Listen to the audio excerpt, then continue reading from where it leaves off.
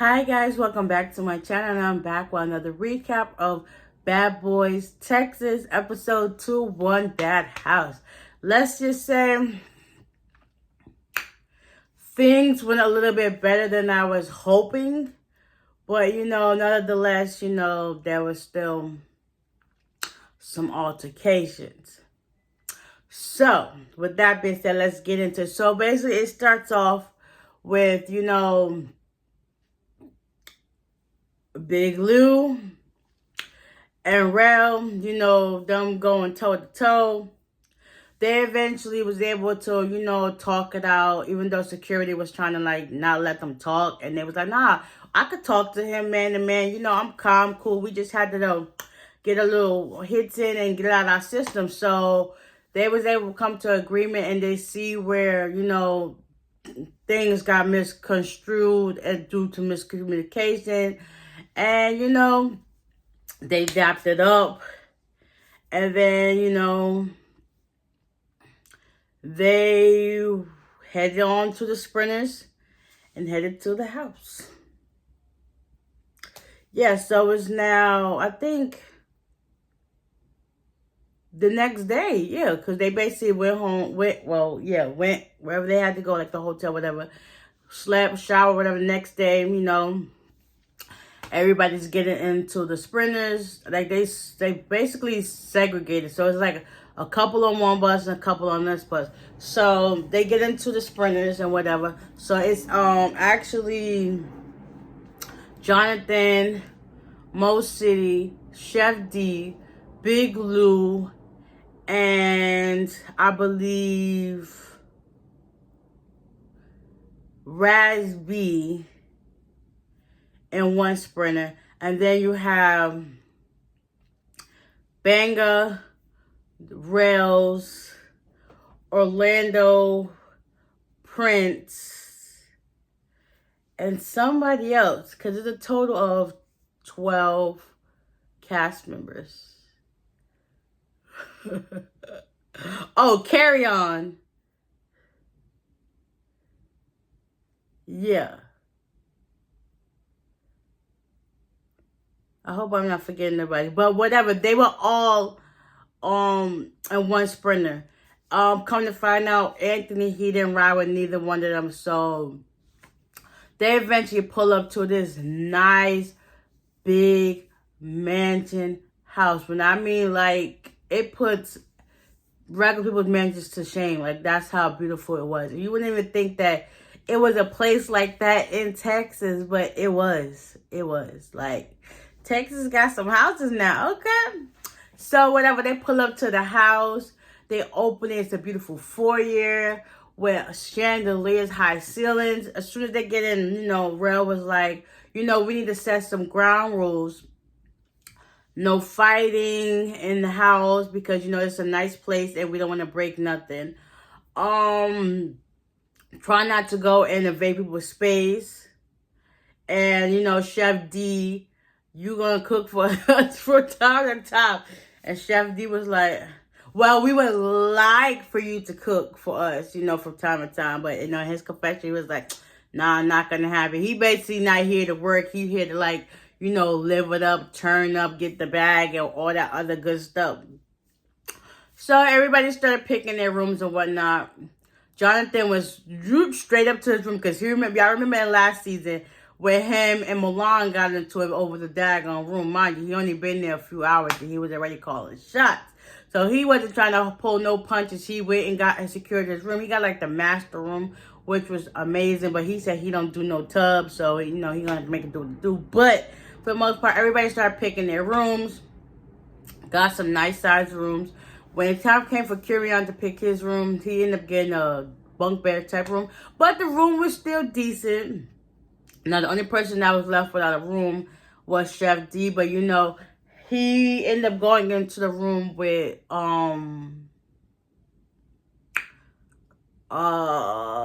Rails to talk and whatever. And Bango was in there. And they were just trying to, get to the bottom of, how things went. He was like, Bango felt like he didn't like the way that D handled himself. Like, why you going after Jonathan And they're fighting. Like, if you're going to fight, like, listen, let them get their rocks off and then you could go in next. Don't just try to go in because it's like you bum rushing him and it's like jump and fill attack. Nah, that's not the case, but whatever. He said what he had to say. Chef D didn't like it, so, eventually, Rails wanted him to get out his room so he could talk to his man. And they left. Next thing they went to Prince's room. Prince's room was amazing. Like, it was just fit for him. Orlando and Raz came in to talk to him, and and I think Carry On too. And they just wanted to give the feel of how things going and, what to expect. And Carry On told him, like, first thing first,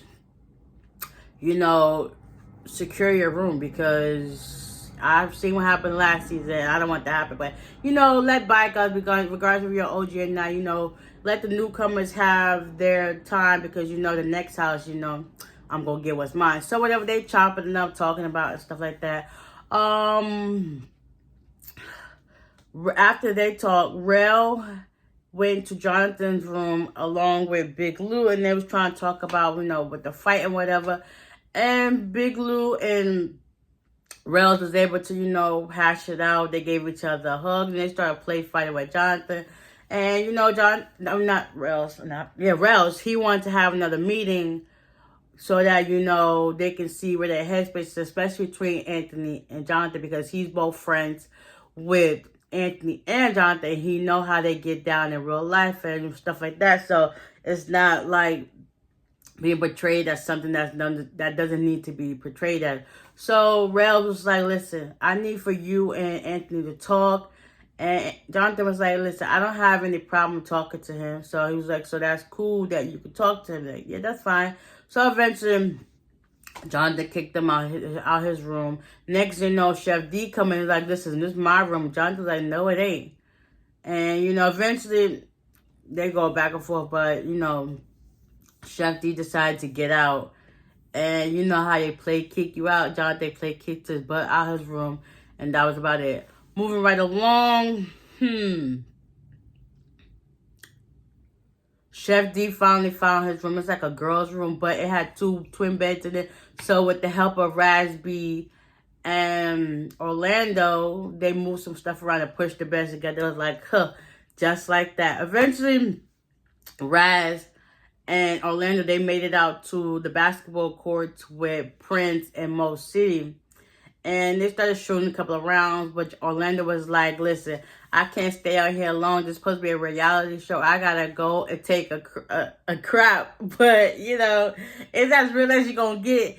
And that was that. Also, I left out the part. When it was in Prince's room, Prince acknowledges that Orlando, he's like, he got his head on straight. He just happens to be, in certain situations that he don't need to be in. And people portray him as something different. But, he kind of gave Orlando his flowers. I mean, he do seem pretty sane to me. He was like, in his confession, yeah, that's why I got a wife and a kid. Yeah, you just got to learn how to stay out of trouble as much, and you be good. Because, I've always personally watched, when I've watched him, I didn't think, like, what he did wrong was going to make him out to be this bad person. Like, everybody make mistakes. You either live with mistakes or you don't. But, everybody's still human in their own right. So, it is what it is. So after chopping up in the basketball court, Rel's in his room talking on the phone. He decided to let me call Anthony and see what's up. So he calls Anthony and he asks Anthony, where you at? And Anthony's on his own accord was like, listen, I'm on the way to pull up to the house. I'll text you when I'm outside because he and Jonathan need to get right at their headspace. So that was that. Next, the doorbell rings and oh no. Let me not get to that part. Before Rel's on the phone. Wait. Yeah, I'm right. After he got the phone with Anthony, he said, yeah. So next thing you know, everybody starts pulling up into the kitchen and they just talking and chopping it up. And, talking about how the whole Anthony situation and stuff went down. And, people said their piece again. Then later on, everybody moved it outside. And they started having, this is like the best part of this episode.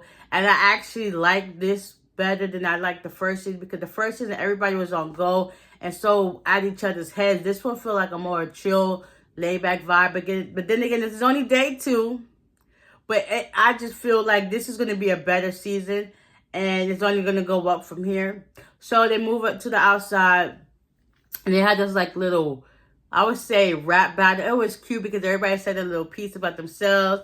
Then Banger did his little dance. He also was like, listen, I can't get down like I used to because, you know, after I got shot, you know, I got screws in my hips. So they was like, yeah. After that, they went inside to, you know, get ready to have this meeting. Next, you know, Anthony pulls up to the house. And Rails is there to greet him and whatever. So as he's walking into the house, he looks and stuff. Carrie just happens to be upstairs on the stairs, and he just happens to look down. Like, oh, he goes down to greet Anthony while they're inside this little study area, library, and, you know, still talk about what's going on. And then Rails was like, listen, let's go have this meeting. Rails had set up some champagne so that everybody could come down and talk. They did that. Everybody started coming in. They noticed Anthony's there. Banger was really happy to see him. Everybody was just happy to see Anthony because it's like, listen, I understand things didn't go right with us outside of the promo shoot, but, you know, I'm a big boy. I can, you know, see where things is going, and, yeah. So, basically, this episode was just kind of getting right with Anthony and Jonathan to get them back on the same accord, because if it's tension, it's just going to throw everybody else off, okay?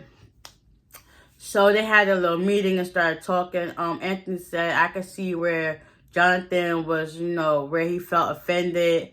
And Jonathan was like, I don't feel offended. It's just what it is. It's like the principle of the thing. But then again, you're getting mad because I understand that's the ops, but it wasn't really your ops because y'all had a problem with Milan. That wasn't my problem. So that's kind of, I see where Anthony's coming from at this point too. And I can also see where Jonathan's coming from. But then at the end of the day, y'all fought it out and should be able to get over it. Hug, jump over this hurdle, and you know, regain our friendship, because they was like buddy friends last season, and it comes to find out, you know, it's tarnished over something that's not necessarily, it's a business move. So why you mad about business? Like, and then again, they say all business ain't good business, so it's like a 50-50 toss up right at this moment.